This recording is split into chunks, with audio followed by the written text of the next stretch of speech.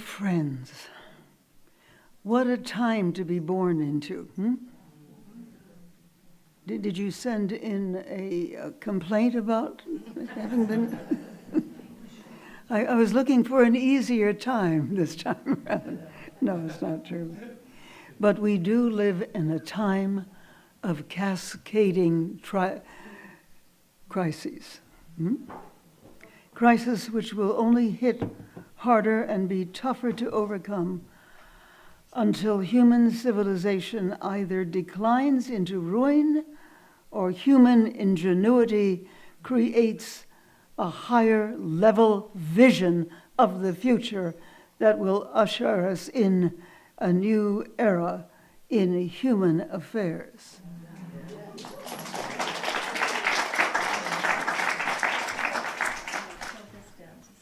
Okay. Do you want to say anything about that? I want you to. You want me to do it? But what needs to be done? We urgently, friends, need to come together to make sense of our time in history.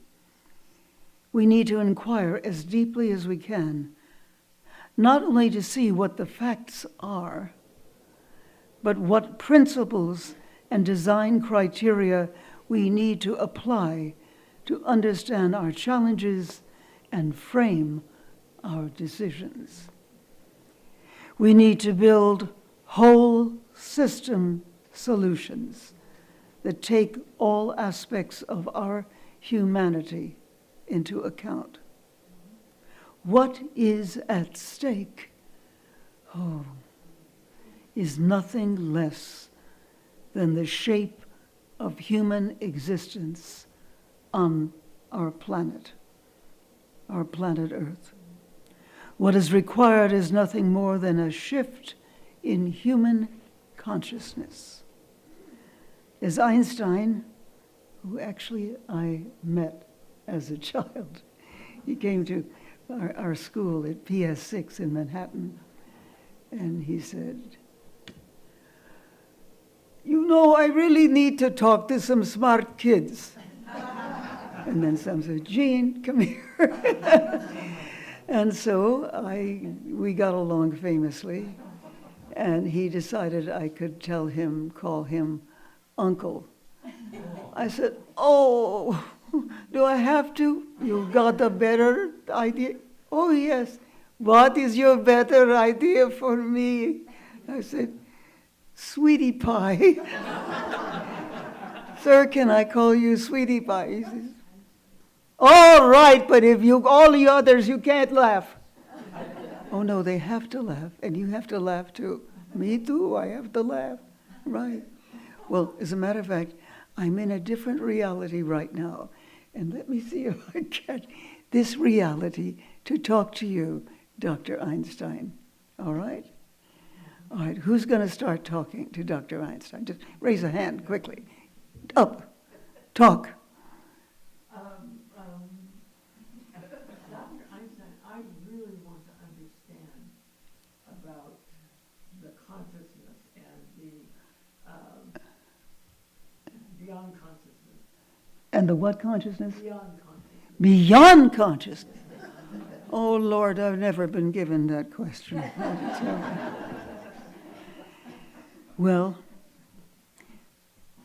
we have to make sense of our time in this particular history, because you have managed to come through in what is the most difficult, dangerous, possible, potentializing time in human history. We need to build a whole system solution that takes all aspects of our humanity into account.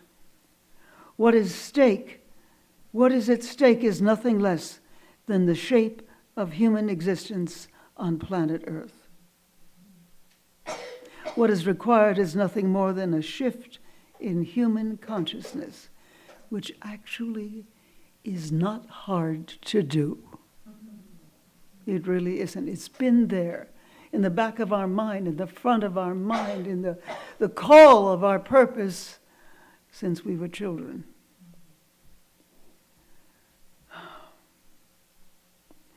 As Einstein observed, only with a different consciousness can old problems be solved. All of us must work together to create the future we seek, combining facts and values in a new way for a new time. This is the time to envision a new story, perhaps even a planetary civilization with high individuation of cultures. I am totally dedicated to bringing together people in many fields, many cultures, to envision what a world that works would actually look like. Because without the lure of the becoming, not much happens. But it has to happen now. A planetary civilization with high individuation of cultures. And as I say, I'm dedicated to bringing together people in many fields, and I've been in and worked in most of the countries of the world. And I know that this is their yearning too. It's their major yearning. A planetary civilization with high individuation of cultures. I am dedicated to bringing together people in many fields and cultures to envision not just what a world that works would actually look like, but we've had signs of this in all of our lives. I am thus dedicated to bringing together people in many fields, many cultures, not only to find a world that works, but a soul that works as well. Because without the soul being involved, not too much gets done. I don't know why we take the great soul, the luminous, evocative soul that is there behind the ordinary space of consciousness and saying, now! It's now! It's your time now! How many of you wake up sometime in the morning with a sense, but it's my time, and in a way that I dared not ever speak of before? How many of you had that? Okay, what's going on? A planetary civilization with high individuation of cultures. A world that works. And I'm inspired to do this because of what happened to me when I was a young teenager and met an elderly man with whom I would take walks in New York City's Central Park, at least once or twice a week. I called him Mr. Teilhard, Mr. Teilhard, because his long French name, Pierre Teilhard de Chardin, would take a lot of time. But he said, the people, Jean, the people of your time will be taking the tiller of the world. But he warned, they cannot go directly. They must go in spirals, touching upon every people, every culture, every kind of consciousness. Then perhaps, and with his hands sweeping the sky, and a new skin encircling the planet, he said. And he called this new skin, this new possibility, the noosphere, the field of mind, the field of wisdom, as a vast thinking membrane that would one day be the living, I'll do it in his accent, the living unity of a single tissue that will contain all our thoughts, all our dreams, all our experiences. It would be mind at large. Mind at large. fueled by the human quickening evolutionary journey that is going on right now. Right now. Well, when will this be? I asked him, anxious to find some know-it-all place I could go to for help with my high school term papers. And he told me, oh, it is already in place and has been since human beings became self-conscious. But in my lifetime, perhaps your lifetime, Jean, maybe this living membrane will grow in density and complexity and activating the human spirit to greater consciousness and responsiveness. And his words became strange, grand, luminous, and elusive as the sun rays seemed to provoke his reflections. He spoke of the immense and growing edifice of matter and ideas, of the philosopherence of thought, and the irresistible tide of intelligence and spirit that was about bringing a change of such planetary magnitude. He spoke of noogenesis, N-O-O, genesis, the evolution of a new layer of life that was above the biosphere of Earth's living systems. But what about trees? What about rocks? What about animals? I was looking at my fox terrier Champ. Aren't they important anymore? And he answered they were as important as ever, but were now incorporated into and crowned by the noosphere, the field of mind. And we were all part of the cosmic evolutionary movement that was and is going on all the time now. We are in a time of whole system growth, whole system transition. A cosmic evolutionary movement is moving us toward a metamorphosis into a whole new form as human beings. Oh, you'll still recognize each other, but when you close your eyes and you just get in touch with your soul, you'll know something extraordinary is going on. We are in evolutionary jump time. Metamorphosis. I really like that word, Mr. Turner. And as this metamorphosis continues, we will leave our littleness behind. And he spoke of the new electrical connections, radio, television, new room-sized computers as the outer forms of this inner change. And as this metamorphosis continues, the noosphere, the field of mind will awaken, and we will rebuild the earth. How many of you are noting that, feeling it, aware of its emergence? It is a radically new and original time in history. And to make our time be worthy, that the great field of consciousness will enter now. He took my hands and he looked at me intently.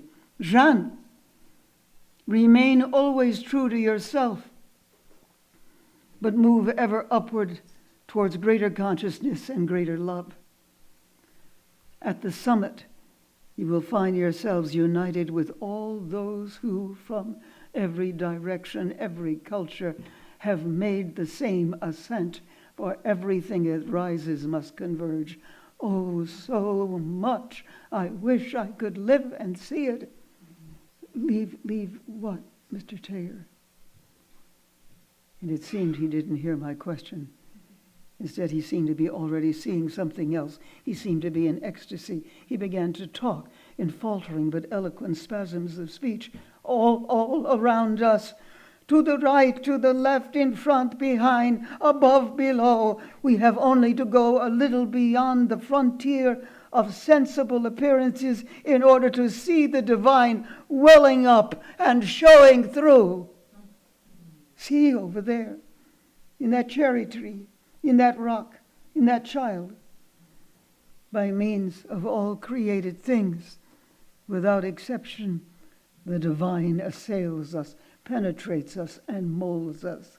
We imagined it as distant and inaccessible, whereas in fact, we live steeped in its burning layers. Mr. Teilhard continued to speak about everything: war, pain, beauty, death, rebirth. He told me the present chaos was not the end of the world, but the labor pains of a new earth and a new humanity coming into finished form. At the end, his voice dropped, and he whispered almost in prayer, Omega, Omega, Omega. The last things that create the new things. Finally, he looked up and he said to me quietly, Au revoir, Jeanne. Au revoir, Mr. Teilhard, I replied. I'll meet you at the same time next Tuesday. And for some reason, Champ, my fox terrier, who always went on our walks together, he didn't want to budge. And when I pulled him along, he whimpered, tail down between his legs, looking back at Mr. Teilhard. And the following Tuesday, I was waiting to hear where we met. Here, again, where we always met at the corner of Park Avenue and 84th Street. But he didn't come. Following Thursday, I waited again. Still didn't come. My dog looked up at me sadly, and for the next 8 weeks I continued to wait, but he never came again. It turned out that he had died suddenly that Easter Sunday, but I didn't find that out for a long time. But his visionary words have stayed etched in my memory. Years later, I read his ideas about the noosphere, the field of mind, in his book, The Phenomenon of Man. For Mr. Teilhard was the great priest, scientist, visionary, Teilhard de Chardin, who had lived across the street from me at the Jesuit rectory of St. Ignatius.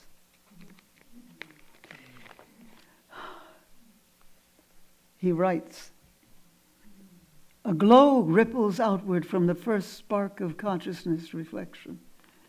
The point of ignition grows larger. The fire spreads in ever-widening circles till finally the whole planet is covered in incandescence. Only one interpretation, only one name can be found worthy of this grand phenomena. Much more coherent and just as extensive as any preceding layer. It is really a new layer. It is the thinking layer, which since its germination has spread over and above the world of plants and animals, in other words, outside and above the biosphere, which is the noosphere, the field of mind. Today, I believe and feel the presence of this global wisdom field as filled with guidance, with wonder, with every kind of help for us as living in and through these difficult times, these very difficult times. We are moving from living in the infinite, living in the noosphere and in the infinite. There is a light that casts no shadow because it permeates all things and surrounds them. We create illusions, however, that cast illusions of shadows, and then we believe and act as if these illusions and shadows are real. And we'll live with these illusions until we reclaim the truths we hid in their shadows and clear our eyes again to revel in the beauty of the light within all creation and within ourselves. Only then will we know ourselves as we actually are and cast no shadows. The truth is, we are actually made out of light. Let me offer a quick meditation on that truth. an exercise in being light. A visit to Mr. Teilhard de Chardin, and the noosphere. Begin by breathing slowly and deeply, slowly and deeply. And in the quiet of the breath, I invite you now to begin to imagine that within the center of your mind, there is a quiet, calm lake. And it is a lake of light, serene, peaceful, placid, in the center of your consciousness. This quiet lake of light. And as you breathe in, the light grows, and as you breathe out, it contracts. But now you find that you are able to be with the light in a playful way, so that as you breathe in, the light expands, it grows brighter. As you breathe out, it moves through your entire mind-brain system and illumines your mind-brain system, your whole beingness. So, inhale, and the light becomes more intense, expands, becomes brighter. Exhale, it disperses to all parts of you, all parts, atoms, molecules, cells, neurons, the structures of the brain, mind, even now the body, the brain that hangs down from every part of the body, receiving that light. Inhale, and the pool becomes intense, expansive. Exhale, the light particles, the photons move out throughout your brain and body. Inhale, it becomes brighter, more expansive, richer, lovelier. It is a loving light. Exhale, and these particles of living light move throughout now your entire being, and you find yourself in a vast sea of light. You are there in the fathomless depths of that oneness which is light. And the light that is embedded in you burns deeper and brighter because you are in the field of light, the field of spirit, the God-seated field where all possibilities exist. And from this moment forth, if you choose, it will never, ever go away. You will always have access to your beingness of light.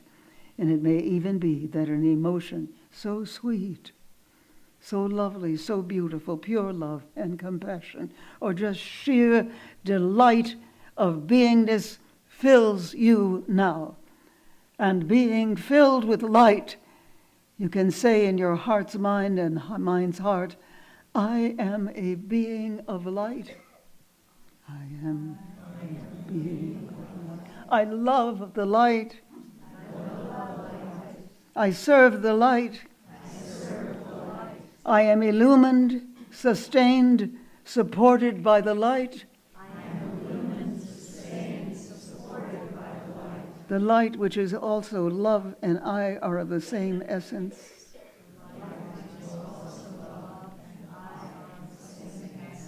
And it seems to you that within this great sea of light, which is you, which is the quantum field of all possibilities, which is the light, which is love, this essential nature, calm, serene, centered, illumined, sustained, and sustaining the universe, and always there, although it may be that before this moment you never knew it was there, sitting perhaps like a Buddha in the center of your being, full of light, and yet know one thing, and now discovering in the light the pattern of your own possibilities emerging from the light as they are able to do now. But placing in that emergence now some intention you have for your life, some dream or desire in this field in which your dream, your desire is taken up in interdependent co-arising, so that your desire is made clearer. It may grow or change as you feel and observe it in this vast sea of light. Observe it now as it begins to take on the qualities, the very form that you intend and desire. Is it partnership in creation, your desire? Your intention and cosmic response? Watch now, feel now, as it grows in clarity, in manifestation, as it is remade, improved, deepened in the quantum field of all becoming, and do that now. But always remember that you are made of light. You are of the same essence as the quantum field of light, wherein all thoughts, all dreams become reality, and you dwell within the noosphere, the great field of all mind, all wisdom, all love, all reality. You are not only a body of light, but you are a body of knowing. We only appear to be separate from the infinite universe, but this new understanding shows that beneath this seeming separateness, there is a deeper unity, a non-local connectivity, a new universe that is emerging now. We live in a holographic universe where all is connected with all. In fact, in my years as a student of spiritual traditions and psychology, we find in virtually every tradition, especially the mystical form of each, that when we enter into the deeps of ourselves, we always find that we are connecting into the flow that sustains the entire universe, and therefore we have access to the wisdom, the knowing, the skill, the transformative power that it contains. Don't sell yourself cheaply, friends. These are your times, the times of conscious, co-creative evolution of our universe and ourselves. We have access to the wisdom, the knowing, the skill, the transformative power that it contains. The wisdom of creation is here. Is here. It is directly accessible in you, in your daily life experience, as the hum of knowing resonance is resonant to the core of our being. When we relax into the center of so-called ordinary existence, we penetrate into the depths and the wisdom and the profound intelligence out of which the universe arises as a continuous flow. Our body-mind is part of all our direct experience. You do not just dwell in the universe, friends. The universe dwells in you. The universe dwells in us. Finally, welcome. Welcome to what we will do today and probably tomorrow. See how these great rising souls grew, became more brilliant than they were. And what Mr. Thayer saw and felt was the noosphere, the field of mind that was yearning for us to enter with it. Because, friends, the universe dwells in us. Welcome to this version of what Mr. Thayer saw and felt as the noosphere, the holy field of blessing and wisdom, grace and goodness that surrounds our world and is always, always available in us, and only always asking us to add to the richness with our light, our prayers, our flowers, and our fires of love. Thank you.